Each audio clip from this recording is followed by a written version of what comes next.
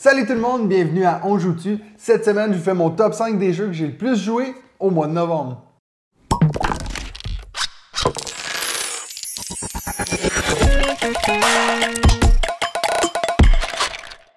Alors, vous savez déjà comment ça fonctionne ces vidéos-là. Je vais vous lister mes 5 jeux que j'ai le plus joué pendant le mois. C'est la 16e fois que je fais ça, donc je pense que vous connaissez maintenant. Si c'est votre première fois sur la chaîne, n'hésitez pas de vous abonner, comme ça vous n'allez pas manquer mes prochaines vidéos. Et puis si vous voulez faire partie de mes contributeurs Patreon, le lien est bien sûr dans la description. Je les remercie, ceux qui sont là, toutes ces belles personnes. Merci, merci. Donc pendant le mois de novembre, j'ai fait 56 parties de jeux de société en présentiel, ce qui est presque le double du mois d'octobre. Ça s'explique assez simplement parce que pendant le mois de novembre, je me suis enfin mis au jeu solo. Ça veut dire que j'ai joué beaucoup tout seul. Puis en plus de ça, il y a eu une semaine où j'ai été assez malade, donc je ne suis pas sorti beaucoup de chez moi. Puis j'ai joué beaucoup, surtout au jeu qui est en première position. Donc, Seven Wonders Architect, un jeu que vous avez sûrement entendu parler cette année. C'est un jeu qui a fait beaucoup le buzz ces derniers temps. Donc, c'est une version un peu familiale du fameux Seven Wonders. Mais c'est pas un jeu pour enfants, attention. C'est vraiment un jeu pour tout public, mais qui simplifie beaucoup de choses dans Seven Wonders qui, je pense, ont un peu daté et puis qui causent souvent confusion quand on joue à ce jeu-là, notamment le fait de devoir dépenser les ressources ou pas les dépenser. Moi, je sais personnellement qu'à chaque fois que j'explique Seven Wonders à des gens qui sont pas trop joueurs, ils comprennent pas trop le principe de si moi je prends une carte pierre, ça veut dire que je produis une pierre, mais si j'achète un bâtiment qui a une pierre, je vais pas perdre cette pierre-là. C'est quand même un concept pas trop simple à comprendre. Ça, ils l'ont enlevé dans Seven Wonders Architect. Ça veut dire que maintenant, quand on va construire une partie de notre merveille, parce que bien sûr, on est des architectes, le but du jeu, ça va vraiment être le premier qui réussit à construire sa merveille. On va faire ça simplement en défaussant les ressources qu'on a pour pouvoir retourner ces faces-là de la merveille. C'est pas nécessairement plus compliqué que ça. On retrouve aussi beaucoup d'éléments de Seven Wonders, c'est-à-dire les symboles scientifiques, le fait de faire la guerre avec nos deux voisins. Donc, c'est vraiment, ils ont trouvé une façon de rendre ça beaucoup plus accessible. Et puis, je vous avoue que j'ai été vraiment surpris par ce jeu-là. Ça fait longtemps que j'ai plus Seven Wonders dans ma ludothèque. Je l'avais au Canada, je ne l'ai pas racheté depuis que je suis arrivé en Suisse. J'ai Seven Wonders Duel que j'adore, que je préfère à Seven Wonders. Mais je suis très content d'avoir reçu Seven Wonders Architect parce que je trouve qu'il remplit justement le trou que j'ai pu dans ma ludothèque de Seven Wonders. Et puis je trouve justement qu'il se joue beaucoup mieux à 7. J'ai fait une partie à 7 joueurs et puis ça tourne vraiment vite. On n'est pas là à attendre que la personne choisisse ses cartes. Le choix est très simple parce que je prends la carte qui est à ma gauche, à ma droite ou celle qui est devant moi, qui est cachée, que je ne vois pas. Donc c'est vrai, la décision est prise assez rapidement. Donc ça veut dire que ça tourne très vite. On a fait une partie à 7 qui a pris 30 minutes, 30-40 minutes. Donc voilà, Seven Wonders Architect, 3 parties de jouer au mois de novembre. Je l'avais mis dans ma vidéo sur les idées de cadeaux de Noël. C'est une très bonne idée si vous ne savez pas quoi acheter à quelqu'un qui aime les jeux de société. Il y a peut-être des chances qu'il l'a déjà, mais s'il ne l'a pas, c'est parfait parce qu'en plus de l'offrir, vous pouvez le tester le soir même. Les règles sont vite apprises. Donc voilà, il se joue jusqu'à 7. Seven Wonders Architect en 5e position. Et puis en 4e position, je suis très content de le voir là sur ma liste. Ça fait plus d'une année qu'il n'était pas sur une de mes listes top 5. Récemment, j'ai fait un remix de ma liste top 10 des jeux de l'année dernière. Donc, j'ai un peu revisité cette liste-là parce qu'il y a des jeux que j'ai découverts récemment. Et puis, dans cette vidéo-là, j'ai justement dit de ce jeu que ça faisait plus d'une année que je n'y avais pas joué. Et puis, j'ai eu la chance d'avoir des amis qui étaient chez moi qui voulaient absolument l'essayer. Donc, on a fait 5 parties de Cosmopolite. J'adore Cosmopolite. Je ne sais pas quoi dire de ce jeu que je n'ai pas déjà dit sur cette chaîne.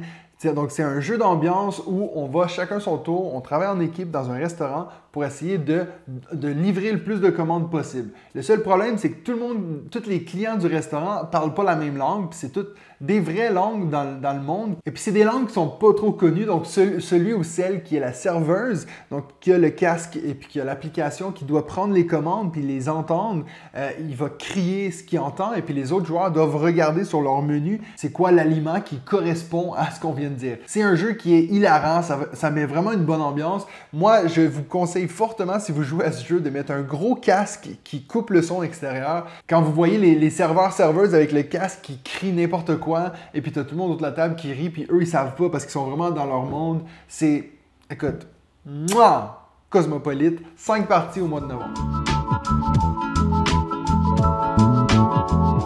En 3e position, au mois de novembre, on a la suite de Trek 12, donc Amazonie.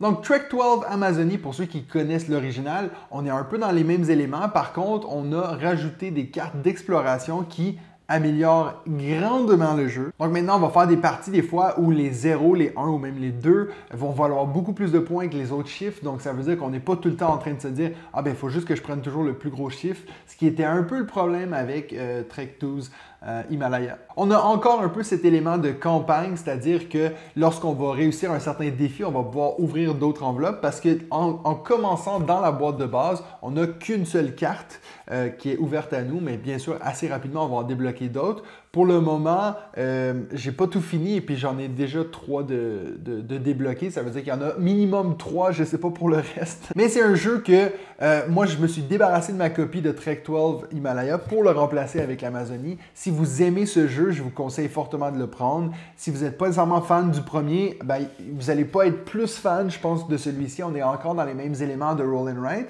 Mais moi, il reste dans mon top 5 des meilleurs Roll and Write pour le moment. Donc, Trek 12 Amazonie de notre ami Bruno Catala et puis Corentin Lebois. En deuxième position, Welcome to the Moon. Donc, Welcome to the Moon, c'est maintenant le 3e dans la série des Welcome to. Il y avait d'abord Welcome to Your Perfect Home, Welcome to New Vegas, New Las Vegas, quelque chose comme ça. Et puis maintenant, on a Welcome to the Moon. J'ai pas joué au deuxième, donc celui sur Las Vegas, j'ai pas joué. Le premier, je l'ai dans ma ludothèque à quelque part. C'est un jeu que j'avais pas sorti depuis longtemps. C'était un des premiers flip and write, roll and write que j'ai connu. C'est un jeu que j'aimais beaucoup à l'époque, mais que j'avais un peu perdu de vue parce que je l'ai remplacé avec des jeux que j'aimais un peu plus. Mais Welcome to the Moon est un pur délice. Plutôt que de vous donner juste une nouvelle façon de jouer à Welcome to, ils vous en ont donné 8 dans la boîte. Ça veut dire qu'on a 8 cartes qui s'effacent, donc c'est en plastique, et puis vous pouvez les réutiliser. On en a 8 scénarios différents qui se jouent de façon complètement différente. En plus de ça, ils nous ont mis dans la boîte un mode campagne qui peut vous permettre de découvrir les histoires tout en devant prendre des décisions, et puis ça va affecter le genre d'objectif que vous allez avoir dans le jeu. Je ne veux pas trop vous spoiler ce qu'il y a dans la boîte, mais moi, c'est justement un de ces jeux que j'ai commencé à faire en solo. J'ai joué presque toutes mes parties tout seul, et puis c'est vraiment, vraiment un bon jeu. J'ai pas beaucoup de références en termes de solo parce que j'ai pas joué à énormément de jeux tout seul, mais j'ai vraiment eu du plaisir à jouer tout seul. J'ai trouvé que la façon que ton adversaire fait des points, c'est tellement ingénieux, puis ça te force vraiment à te poser la question, quelle carte que moi je veux prendre, parce que celle que je vais pas prendre, c'est celui que mon adversaire va prendre. Donc voilà. Welcome to the Moon, c'est un jeu que j'adore, que vous allez sûrement retrouver dans mon top 10 de l'année, qui va sûrement vous sortir fin décembre, début janvier. Mais je vous dis déjà, il y a des bonnes chances qu'il va être dans ma liste de top 10 jeux de l'année, même si je viens juste de le découvrir. C'est un excellent petit jeu. Si vous êtes fan de ce genre de jeu, des roll and write, des flip and write, vous devez d'aller regarder Welcome to the Moon. Si vous êtes intéressé d'ailleurs à tester le premier scénario, vous pouvez aller regarder sur la chaîne Un Monde de Jeux. Donc là, il y a Martin qui fait une partie avec les créateurs du jeu. Donc je vous suggère fortement d'aller regarder ça. Moi, c'est comme ça que j'ai fait ma première partie d'ailleurs. C'est comme ça que ça m'a un peu accroché. Donc si vous voulez, je vais mettre le lien dans la description. Comme ça, vous pouvez aller tester ça. Donc Welcome to the Moon, 9 parties de jouer au mois de novembre. Et puis en première position du jeu que j'ai le plus joué au mois de novembre, Tainted Grail, la chute d'Avalon. Donc Tainted Grail, 13 scénarios, donc 13 chapitres de jouer ce mois-ci. Si vous suivez les podcasts, donc il y a mon ami Benji qui est fan fini de ce jeu-là, puis c'est pour ça que je l'ai acheté. Je me suis dit, s'il n'arrête pas d'en parler, il doit quand même être bon. Alors, je vous dis tout de suite, c'est pas nécessairement le genre de jeu qui m'attire, moi, des jeux de narratif, de campagne, où il faut lire des textes et tout. J'ai même d'ailleurs vraiment failli m'arrêter après 3 chapitres parce que je le trouvais trop difficile et puis j'arrivais pas à accrocher. Mais maintenant que j'ai pris le temps de recommencer la campagne puis de vraiment peaufiner mon personnage pour être capable d'affronter les différentes étapes de ce jeu, wow! Pour ceux qui n'ont jamais entendu parler de Tainted Grail, c'est un jeu où on va devoir explorer donc l'île d'Avalon. Donc on a notre personnage et puis quand on arrive dans un lieu, on va devoir aller dans le journal d'exploration. Donc comme vous voyez, c'est pas un petit livre. Et puis donc on va vous forcer à prendre des décisions qui sont pas toujours faciles. Et puis donc c'est un peu comme un livre dont vous êtes les héros. Et donc dépendamment des choix que vous allez prendre, ça va aussi altérer votre personnage. Et puis des fois en revenant sur un lieu, ça va vous débloquer des possibilités que vous n'aviez pas avant parce que vous n'aviez pas les statuts qu'il fallait. Si ça a l'air compliqué tout ça, c'est parce que c'est compliqué. Tainted Grail, c'est un jeu vraiment expert qui a d'ailleurs été nominé pour l'As d'or en 2021 dans la catégorie jeu expert, qui a bizarrement perdu contre The Crew, qui est beaucoup moins expert, mais bon, ça c'est un débat pour un autre jour. D'ailleurs, c'est un débat qu'on a eu dans le dernier podcast, si ça vous intéresse, allez écouter ça. Donc voilà, pour ceux qui connaissent le jeu et qui disent « Mais mon Dieu, c'est énorme que tu aies fait 13 chapitres alors qu'il y en a 15 dans le jeu. » Oui, mais c'est que, comme j'ai dit, j'ai recommencé 3 fois la campagne, donc les 3 premiers scénarios, je les ai faits, je pense, 3 fois chaque. Là, j'en suis au chapitre 7, donc je suis environ à la moitié du jeu, et puis vraiment, les possibilités dans ce jeu-là sont incroyables. Donc voilà, moi je le joue tout seul en solo, mais sachez que c'est un jeu qui se joue jusqu'à 4 joueurs.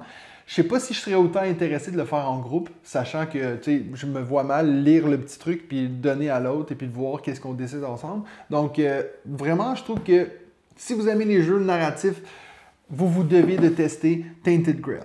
Donc voilà mes top 5 jeux que j'ai le plus joué au mois de novembre. Laissez-moi savoir dans les commentaires quels sont vos top 5 jeux que vous avez joués au mois de novembre. Et puis nous on se revoit la semaine prochaine pour un autre épisode de